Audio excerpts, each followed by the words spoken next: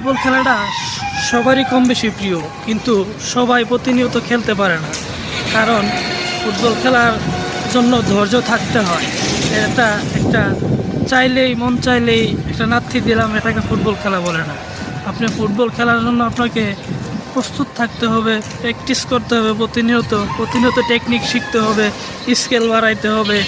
আপনি যদি এগুলো না করে একদিন হুট করে যায় মাঠে যায় লাথি মারলেন আর আপনি ফুটবল খেলোয়াড় হয়ে গেলেন, এটা কোনো পক্ষেই সম্ভব না। তাই আমি মনে করি যে যারা প্রকৃতপক্ষের ফুটবল প্রেমী তারা অবশ্যই মাঠে যায় প্র্যাকটিস করে তারপরে ফুটবলের প্রতি সে ভালোবাসাটা দেখাবে।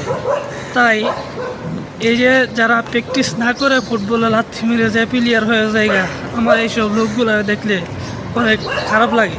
যারা ভাই তুমি মাসের মধ্যে একদিন যায় বল শট মেরে প্লেয়ার হয়ে গেলে আর যারা প্রতিনিয়ত প্র্যাকটিস করতেছে তারা কি প্লেয়ার না?